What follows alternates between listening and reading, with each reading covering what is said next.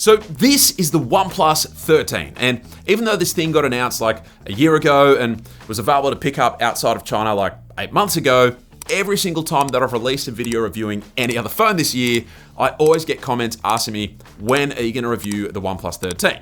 And here's the crazy thing. I used to review OnePlus phones all the time right up until the OnePlus 10 Pro 3 years ago. But then I've got to be honest with you guys, my interest in the phones and what OnePlus was doing with their software in particular, it just got to a point where I thought, rather than providing negative coverage on these phones every year, I'm just going to provide no coverage. And so that leads us to the OnePlus 13. And I've got to say, I've been both greatly impressed, but also a little disappointed during my time with it. So let's dive in. We're going to kick things off by discussing this phone's design, because there's quite a bit to like and a couple of factors that I'm not so crash hot on. Firstly, the great stuff. I've got this Midnight Ocean variant, which comes with this seriously incredible microfiber vegan leather backing. And I've got to say, how are there not more phones that use this design language? I mean, it just looks and more importantly, it feels amazing. Now, on the downside, the side rails are super glossy, which I do not like. And whilst I don't mind the look of the camera unit itself, if OnePlus is committed to this circular design, then I have no clue why they continue to persist with it being left aligned like it is. It just makes the back of the phone look kind of unsymmetrical. Plus, when using the phone flat on a table, while there are certainly worse phones as far as side-to-side wobble goes, it's still not non-existent with this phone, whereas a center camera unit would have mostly fixed this. Oh, and I nearly forgot to mention it, but wow, has it been great having an alert slider again after all these years. You just forget how useful it is having a tactile way to switch your phone's ringer mode without having to actually look or touch the display. Big fan of this. Let's hope it never goes away. And then we have the display. And I've got to be honest with you, the actual design of the display feels quite outdated to me. Yes, the bezels have been slimmed out, so they're now almost completely symmetrical. But man, I thought we were done with curved displays like 2 years ago. And look, I know that there are still some who disagree with me on this, but for me, I do not like curved displays at all. It makes the bezels look uneven. It also doesn't feel amazing to use. And so fingers crossed, OnePlus moves on for their next major flagship. As far as the actual performance of the display goes though, this one is right in line with the other flagships of the world. It's fast, pretty bright, and super sharp as well, although I did opt to keep the resolution at standard because I was having some battery issues early on, so that's just something to keep in mind. Oh, but I do want to give props to OnePlus for their Aqua Touch 2.0 technology, which essentially makes using the phone when it's slightly wet not a huge pain in the backside. And like, I absolutely noticed the improvement compared to say Samsung phones, for example. So it's a subtle but very nice little feature that definitely deserves some props. And then we've got the battery life. Now, on paper, this phone screams absolute powerhouse because it packs a beefy 6,000 milliamp hour silicon carbon battery inside. But I've got to say, after using the Nothing Phone 3 before this, which also had a silicon carbon battery, jury's still out for me as to whether silicon carbon batteries are actually worth the hype. Like, I've been very happy with the battery life on this phone, where I rarely get below 25% after a full day of pretty heavy use. But for reference, I'd say I still get slightly better battery life from the S25 Ultra, which has a smaller 5,000 milliamp hour lithium ion cell inside.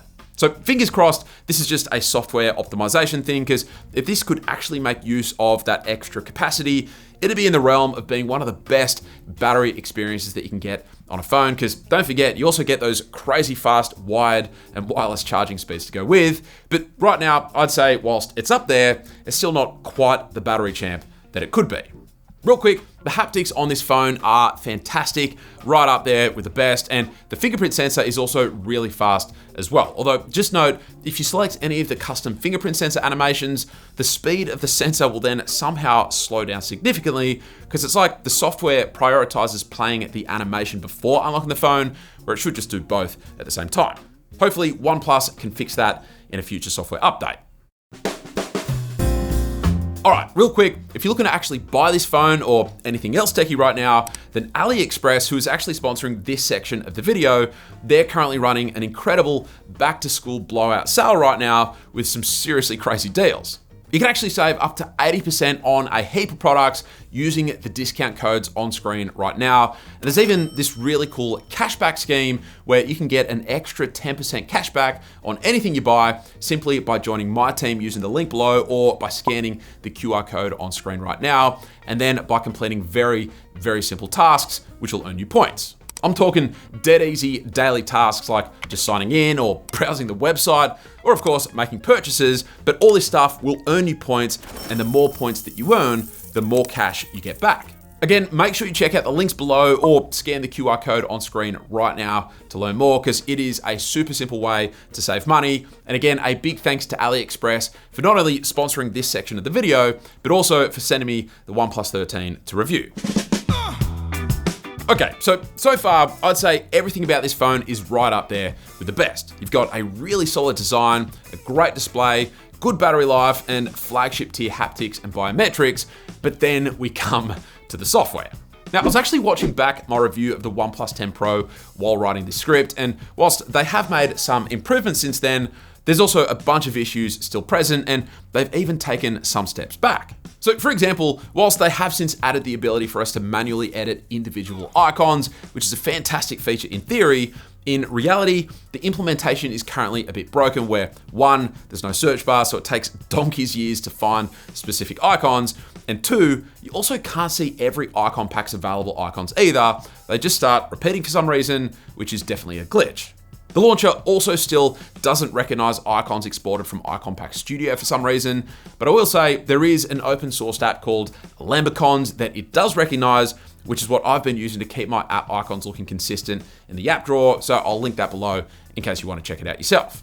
I will also say this has been the toughest time that I've had with my widget-based home screen setup so far, which I use on almost all phones these days, save for Samsung phones, but it's been a little problematic this time around where the app closing animations seem to take slightly too long to complete. So whenever I try to close one app and then open another, I'm often just reopening the same app that I just closed.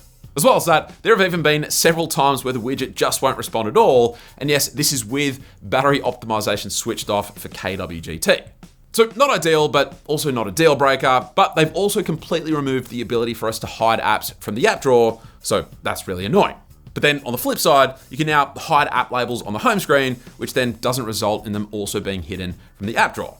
We also still have that super frustrating face unlock implementation where the fingerprint sensor icon disappears when your face is successfully registered, leaving you with no button that you can then press to unlock the phone. Third-party launcher performance is also the absolute pits, right up there with nothing phones in terms of how bad it is. And they've even got this really annoying new feature where swiping down on notifications on the lock screen minimizes them into these tiny icons. But I mean, when doing the same thing anywhere else in the interface, it expands the notification. So to then have the action switched up on us like this, it just seems to be really poorly thought out design. But I haven't even gotten to the worst software offender yet, which is the fact that notifications still get hidden from the lock screen after you unlock the phone. And I mean, it was a borderline deal breaker when I had to put up with this with the Xiaomi 15 Ultra earlier this year, and it's been just as big an issue this time around too. And I actually thought this was originally a bug back when I reviewed the OnePlus 10 Pro, but I've since learned that this is actually a very intentional choice by OnePlus, with them claiming it's privacy related. But how about you let me decide what I want private or not? OnePlus, you gotta give us a toggle to preserve notifications on our lock screen. I mean, even iOS has time-sensitive notifications, so please, at the very least, give us that. And look, I could go on about other quirks that I have with Oxygen OS, but we don't have time, so maybe I'll save them for a everything wrong with Oxygen OS video later on. But look, all that to say, unfortunately, as it was back when I reviewed the OnePlus 10 Pro, Oxygen OS is still not my favorite flavor of Android. It's not a deal breaker for me, but it's also my least favorite thing about this phone.